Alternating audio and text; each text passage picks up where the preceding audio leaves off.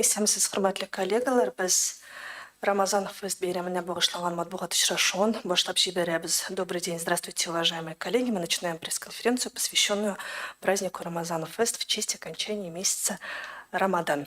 И сегодня наши спикеры. Юсуф Хазрат Давлетшин, имам Мухтасиб Вахитовского и Приволжского районов города Казани. Нияз Фанисович Усманов, исполняющий обязанности префекта особой территории Старый город. Также Салимжан Хазрат Домнин, имам Закабанной мечети имени тысячелетия принятия ислама, и Айгуль Айратовна Махиянова, заместитель имам Хатыба Закабанной мечети по учебно-воспитательной работе. Юсуф Хазрат, ең бірінші болып сөзіне сізге тапшырабыз әлігі фестивальның концепциясы хақында сөйлеп кетсеңіз, білуімше ол бірінші ғана ел уздырылмай, ләкин нәқ шушы площадкада, шушы жерлікті бірінші мәртебе не үшін нәқ әлігі территорияны сойларға болдығыз. Микрофонны қобызып. Рахмат. Хайырлы күннәр, тағын бір мәртебе. Ассаламу алейкум барығызға да. Біз мұсылмандарда түп екі зур бәйрәмебез бар. Әлбәттә, ол енді біздің шушы Рамазан айы тамамлану оңайыннан фитр, ифтар, ғайдул фитр деп келе, ораза бәйрәме деп әйтәбез инде, һәм Құрбан бәйрәме. Әлбәттә, һәр бір бәйрәмнең дини күзлектән қарағанда аның үз мақсаты бар, үз хикмәте бар. Әгәр дә Құрбан бәйрәме ул инде Ибрахим пәйгамбәргә кайтып, анда син ел буе сине ашаткан, ризыкландырган, Раббыңа шөкер итү, рәхмәт әйтү йөзеннән мал алып, шуны Құрбан итеп, мохтаҗларны сөендерү, аларга ярдәм итү булса, Рамазан гаетенең аның хикмәте нәрсәдә? Ул менә шушы аның алдыннан бетендә безнең бик зур гыйбадәт Рамазан уразасы тора. Һәм мөселманнар ай буе көндез алар ашый эчә алмыйлар.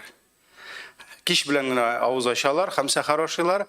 Һәм бер ай менә шушы ограничениялар дип әйтәбез, шикләнүләр булганнан соң Аллаһы Тәгалә бу ишекләрне яңадан ача. Һәм менә бу яңадан ачу ул үзе бер бәйрәм дип атала. Хәтта мин инде кай вакыт бераз бәхәсләргә дә кергәлим. Менә без бит инде мин үзем дә шулай кулланам. Ураза бәйрәме дип әйтәм. Ләкин асылда ураза бәйрәме бу исем туры килми.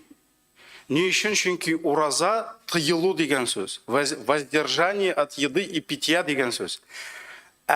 Бу бәйрәм тыелу бетте дигән сүз. Киресенчә тыелмау. Хәтта дин буенча гаит көнне ураза тоту ярамый, гынах санала. Ни өчен? Чөнки бу тыела торган көн түгел, бу ашый торган көн. Ай буе тыелганнан соң бу ял итә торган, күңел ача торган, бәйрәм итә торган, кунакка йөри торган, хәтта ураза тотсаң да кабул булмый бу көнне. Менә шуңа күрә бу ураза ашамау көне түгел, бу ашау көне.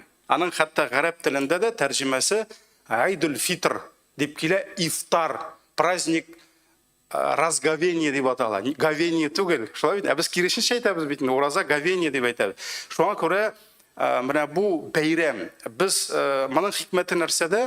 Ни өчен без инде шушы бәйрәмнәрне зурлыклап үткәрергә тырышабыз? Әлбәттә, беренче чиратта без Татарстанда һәм Россия күләмендә мөселман, ислам дине өчен, татарлар өчен безнең әйтик республикабыз ул иң уңайлы, иң шул кадәр күңелле республика булып тора һәм без күп кенә регионнар өчен монда без үрнәк булырга тиеш. Әгәр дә Татарстанда матур итеп ураза тоту белү генә түгел, мәчетләр сала белү генә түгел, зур ифтарлар үткәрә белү генә түгел, зур итеп бәйрәм дә итә белсәләр, ул безнең күрше регионнарда яшәгән татарлар өчен дә, татар булмаган мөселманнар өчен дә ул зур үрнәк. Хәтта без башка мөфтиятләр белән сөйләшкәндә, менә безнең имамнар җыеннары була бит, анда да алар шушы сүзне әйтәләр. Без сезгә карыйбыз диләр. Хәтта мәсәлән мөфти кайсыдыр Кемерово өлкәсендәме, башка өлкәдәме, Себердә губернаторга керә икән, менә безнең Казанда шулай дип керәләр. Шуңа күрә без монда телибезме, юкмы, байрак бездә. Һәм без бу байракны тиешле дәрәҗәдә күтәрергә тиеш. Бу бәйрәмнәрне зурлап күрсәтергә тиеш. Шуңа күрә менә бу Рамазан дигән аңа фест дип өстәүдә Ул инде фестиваль дигәч, анда бит инде кичкенә вакыттан күз алдына китерә халыклар, төрле милләтләр. Хәтта без менә әле программа турында безнең коллегалар әйтеп китер. Хәтта без шушы бәйрәм Корбан фест булсынмы, Рамазан фест булсынмы, без аның программасын, чыгышларын шундый дини кешеләргә генә юнәлтмибез. Хәтта без аны сайлаганда да, чыгышларда да без гомум халыкка юнәлтәбез, чөнки кем килә икән, ул татармы, урысмы, ул дин тотамы, диннән бөтенләй ерак кешеме, ул ял итеп китәргә тиеш. Ул үзенең бер җанына рәхәтлек алып килергә тиеш. Шуңа күрә менә шундый максат белән без инде бу эшне 5-6 ел алып барабыз. Менә быел безнең аның әле бит әле елы да шундый игълан ителгән, шулай бит безнең нишәптер үзебезнең татар бистәсенә киләсебез килде, чөнки Алланың рәхмәте яусын, республика шәһәр җитәкчелегенә без нинди парк сорасак, нинди мәйдан сорасак, безгә бирәләр. Аның әлбәттә һәрберсенең үз шарты бар. Аңа үпкәләргә кирәкми, чөнки шәһәр күләм бәйрәм үткәрелә икән, ул килде китте булырга тиеш түгел. Аның чатырлары да бер төсле булырга тиеш, аның башкасы да, аның саклау, иминлек тә булырга тиеш. Менә пандемия чорларында безгә бик күп шартлар куйдылар, без аңа үпкәләмибез. Киләсен икән, Казан каласында урта бер җирдә бәйрәм ясыйсын килә икән, ул шартларны үтәмичә булмый. Ә менә быел без инде шушы Горьковский парктан күчергә булдык татар бистәсенә. Ни өчен? Беренчедән елы шундый, икенчедән менә күп кенә 100 ел элек чыккан, 100 елдан артык элек чыккан матбугат белән танышабыз бит инде. Бүген махсус телеграм каналлар бар, Аллага шөкер, менә 100 ел элек дигән журналистларга кызык булса, телеграм канал бар, анда бүтән шушы борынгы матбугат чыгып бара. Революцияга кадәр чыккан. Бигрәк тә менә бу 1906 елларда свобода слова сүз иреге бирәләр бит инде. Анда бик күп газетлар чыга башлый, һәм менә ничек итеп Рамазанны каршы алганнар, Рамазан аен татар бистәсендә. Чөнки татарлар алар бөтенесе шулай бер төркем булып яшәгән бит инде. Шушы безнең хәтта мәчетләр дә шунда булган татар бистәсендә.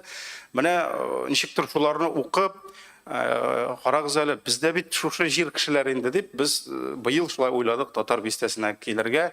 Һәм иншалла дуа кылып Аллаһ Тәгаләдән сорыйбыз инде.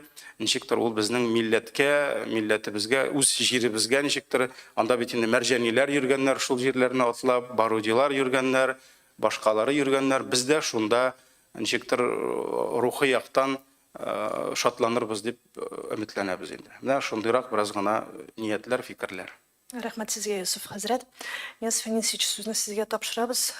Быелгы 5нче фестивальдә ничә кеше катнашыр дип көтәсез һәм нинди мәйданда кайда җәеләчәк, ягъни менә аның башы кая, ахыры кая, Каюм Насыйри урамының шул хакта да сөйләп үтсәгез иде. Рәхмәт сорау өчен, хәерле көн барыгызга да. Иске татар бистәсе элегелектән татар халкының мәдәният, мәгърифәт үзәге булган. Иске татар бистәсендә интеллигенция, сәүдәгәрләр яшәгән, дини галимнәр. Шул сәбәпле безнең күп биналарыбыз мәдәни мирас объектлары булып тора. Күпчелеге аның шул сәбәпле исәптән федераль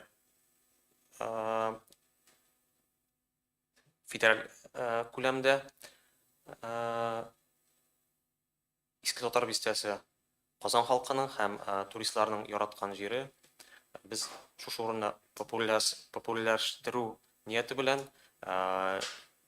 милли мәдәниятләр һәм гореф-гадәтләр елында традицион рәвештә үтә торган Рамазан фест бәйрәмен безнең территориядә үткәрү тәкъдим белән чыктык һәм рәхмәт итәсе килә Татарстан Республикасының мөселманнар дини нәзарәтенә һәм Вахитов районы Идел буе мөхтәсибәтенә. Алар ризалашып безнең территорияга килделәр һәм ышанып калам, өметләнәм, бу бәйрәм традицион рәвештә ел сайын бездә үткәрелер дип.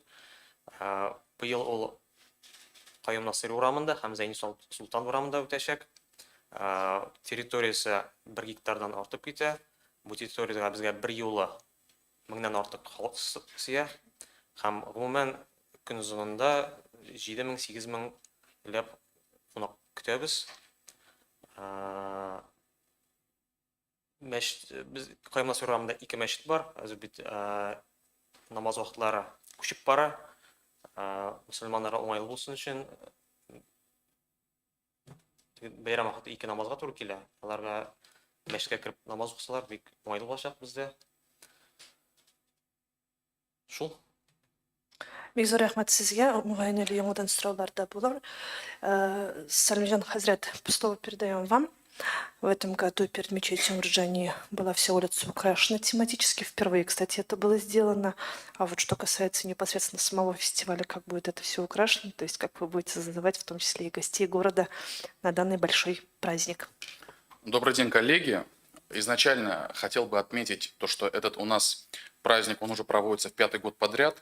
Первый раз он проводился у нас в парке «Калейдоскоп» по улице Сартановой. Затем под руководством Юсуф Хазрата мы вышли на городские власти и нам предоставили площадку в центре города. И позиционировали мы этот праздник как общий праздник для всех жителей нашего города. Потому что существуют такие стереотипы, что якобы мусульмане живут в закрытом гетто, только празднуют между собой и так далее. А вот эта вот радость, она не выходит. И поэтому прямо и в названии указали Рамазан-фест, Курбан-фест, то есть чтобы было как-то немножко по-новому, что ли, по-молодежному. И всегда отмечали, что мы рады всем национальностям, всем конфессиям. Приходите, почувствуйте часть радости, то есть вместе с нами, да, порадуйтесь этим знаменательным событием, этим праздником. И на сегодняшний день тоже в этом году Рамазан-фест мы планируем сделать в Старо-Татарской Слободе, именно, как сказать, связывая с историей, и тем более год у нас такой, как вы сами уже прекрасно это знаете. И вот идея такова, чтобы через связь с прошлым показать нашему народу, нашему обществу, что, зная свои истоки, кто мы, что мы, да, идти вперед, смотреть в будущее.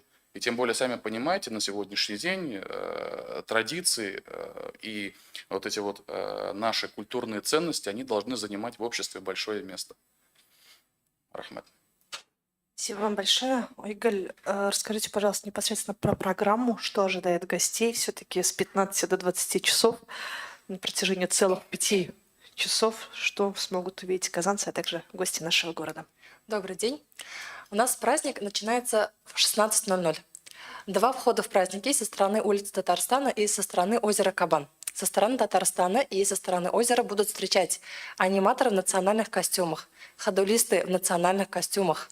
Будем раздавать на входе уже подарки. Это тюбетейки с орнаментом Рамазан-фест. Дальше людей будут встречать выставки. Выставки татарского народа, это шамаили, это картины, это ремесленные изделия, это татарский дом, это разные костюмы татарские национальные. Можно, также есть фотозоны. Можно будет фотографироваться, посмотреть, изучить, поспрашивать. Даже будут на входе готовить блины. Будут вышивать, вязать и так далее. Дальше идут кафе, и после них выставки также продолжаются, и продолжаются мастер-классы, торговля. Все немножко в стиле праздничном, в стиле татарском. Вот мастер-классы брошки делать, картины и так далее. Вся улица Каюма-Насыри рассчитана на взрослую аудиторию больше. А для детей сделали отдельную зону, и там будет отдельная детская сцена, детские выступления, научное шоу, мыльное шоу, челленджи, игры, конкурсы для детей, подарки. И там будут участвовать около 10 детских центров. Они будут развлекать детей, помимо аниматоров. Также будут аниматоры. Активные игры, мастер-классы и так далее. На сцене в этом году будут работать, во-первых, театр Кариева. Они покажут нам выступления, как проходили праздники раньше, как люди готовились, татарские национальные там, мунаджаты и так далее. Также в этом году мы делаем на сцене акцент на то, что праздник Рамадан, как сказал Хазрат, это праздник еды, разговения, поэтому на сцену приглашаем шеф-поваров разных кафе и ресторанов нашего города, и они проведут баттл. Они из несочетаемых продуктов будут готовить вкусные блюда, и зрители смогут попробовать, оценить и сами принять решение, кто выиграет. Также на сцене будет конкурс балиша. Разные кафе готовят балиш, и это будем все на сцене показывать и угощать людей. Также акцент сделали на напитки национальные. У нас есть бармен-шоу, и он будет показывать приготовление национальных напитков, татар чайи, матыршкали чай и так далее. Ну, естественно, на сцене будут конкурсы, челленджи, игры для зрителей. И это все завершится в 7:30 лазерным шоу, которое специально сделали сценарий под наш праздник.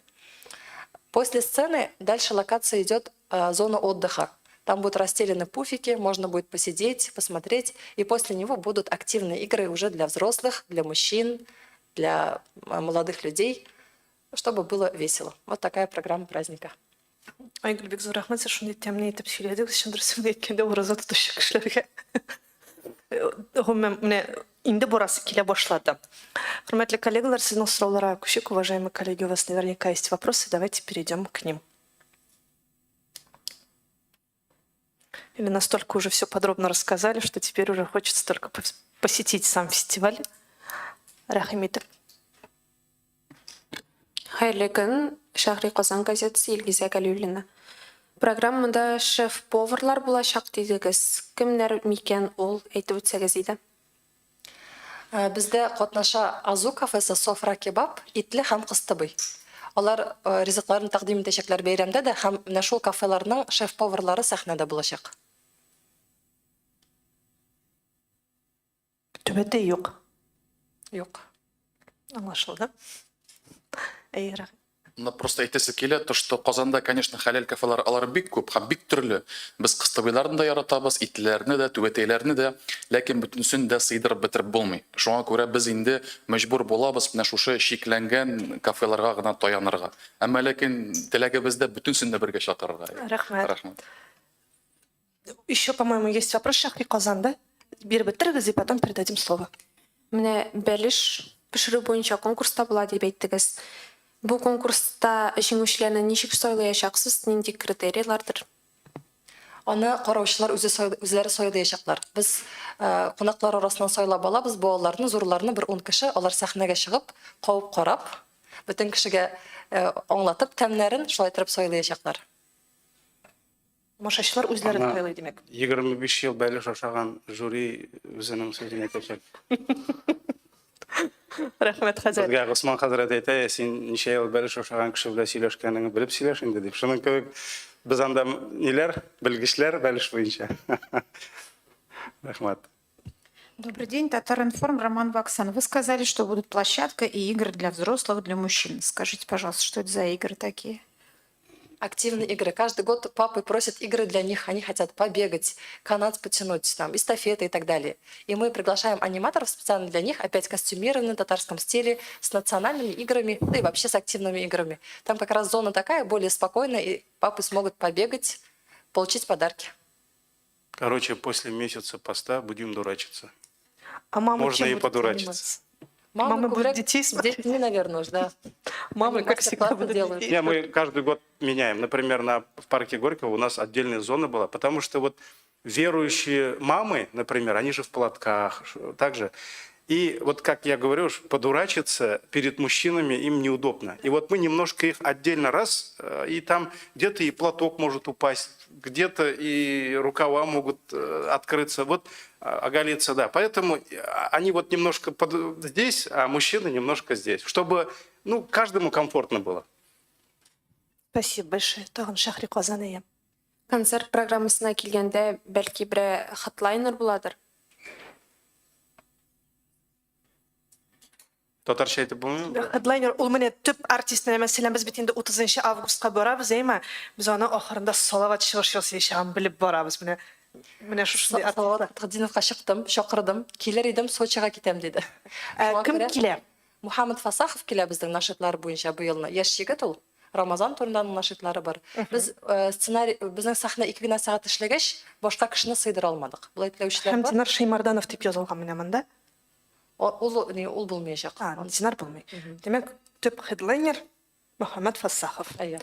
Һәм аның калай еще менә монда Шаян, Сөенич һәм башкаларның чыгышлары да булачак. Әйе, безнең Шаян ТВ-дә киләчәгендә. Алар аниматорлар да бирәләр костюмированный. Аннан соң Сөенич үзәгеннән балалар чыгыш ясаячак. Коръән укып башлап җибәрәчәкләр алар. Алар әзерләнәләр, алар да костюмнарын әзерләп торалар. Әйтегез әле алайса, менә шундый сорау туды. Мәсәлән, кунак булып килгән балалар чыгыш ясый алачакмы? Әлбәттә, алар өчен шуңа күрә аерым сәхнә ясадык быелны. Чөнки алар бик нык чыгасылары килә, һәм без балалар сәхнәсен аердык, балалар зонасын аердык, һәм балаларга анда вакыт бирдек. Алар чыгып, микрофон тотып, шигырь, җыр, Коръән нәрсә телиләр, шуны сөйләп, күчтәнәчләр алып китсен өчен. Рахмет. Еще вопрос есть, уважаемые коллеги? По программе, видимо, вопросов больше нет. Алексей, тогда еще раз напоминаем, 21 апреля на улицах Каюмана, Сырья, Зайни, Султана на территории префектуры Старый город с 15:00 или все-таки в 16? 15:00 подготовка полная, то есть все уже начнет работать. 16:00 призываем гостей, ведущий начинает работать, разогрев толпы и так далее. Уже сцена будет И работать. сцена будет работать, и в 17:00 официальное открытие сцены. Алайса Юсуф Хазреттан бер генә сорау менә официаль ачылыш дидегез, официаль ачылыш кайдарак була? Шул зур сәхнәдә бит инде. Төп сәхнәдә. Төп сәхнәдә, ага. На основной сцене. И мы призываем вас, уважаемые коллеги, обязательно посетить данное мероприятие в честь окончания священного месяца Рамазан. Если у спикеров есть еще какие-либо комментарии, то у нас осталось буквально немного времени. Если есть что дополнить. Ну, на самом деле, как бы в России знаменательных дат, в России праздников много, но как бы вот многие праздники, они появляются. Вот недавно мы, как организаторы еще этого проекта, праздновали, например, День бездомных. Да? Вот, ну, вот много таких знаменательных дат. А вот эти праздники, которые с религией нашей, с традиционными конфессиями связаны, будь, мәсәлән, русларда Пасхалар, Ниләр, бездә, вот, это праздники, которые имеют корни, ну, на тысячи лет. И не хотелось бы, чтобы вот эти все современные праздники, будь даже вот Новый год, да, который вот все, конечно, для всех он праздник, вот чтобы они не затмили наши вот, скажем, такие традиционные, добрые праздники. И вот хотелось бы у нас немножко даже, мы боремся за эти праздники. Это такая даже некая борьба, и поэтому хотелось бы и вашего содействие в этом, да, чтобы люди понимали, что это же наши праздники. Это праздники, которые не просто где-то курбан, там бессердечные верующие, там невинных там животных закалывают, да, нет, это другая сторона. Это только одна часть праздника, а праздник, то, что люди угощают друг друга, ходят в гости друг к другу, празднуют, это же, ну, это красиво, поэтому и тем более мы через эти праздники все равно вот во время пандемии и молились, чтобы Аллах избавил нас от всяких эпидемий. И вот то, что сегодня идет, как бы связано с нашей стороной. Безнең егетләре без там, так ведь? Поэтому мы за них тоже целый месяц молились и будем молиться, чтобы исән сау әйләнеп кайтсыннар дип. Амин, шулай булсын. Тогда задам последний вопрос. Аккредитация через кого будет проходить для средств массовой информации, которые хотят официально поучаствовать и осветить ваше мероприятие? Через префектуру или через... Через Айгуль Ханым, наверное, Шлайбит. У нас был распространен пресс-релиз. Вот мы еще от имени Мухтасибата, Вахитовского и Приволжского районов сделаем рассылку этого пресс-релиза. И там указаны контакты, с кем можно связаться и с кем можно поддерживать связь. И я так понимаю, это, иншаллах, у нас будет Айгуль Ханым, поэтому... Но мы рады всем. Рады всем, поэтому никого ограничивать не будем. Рахмат. Спасибо большое. До встречи на фестивале. Рахмат Бекзу.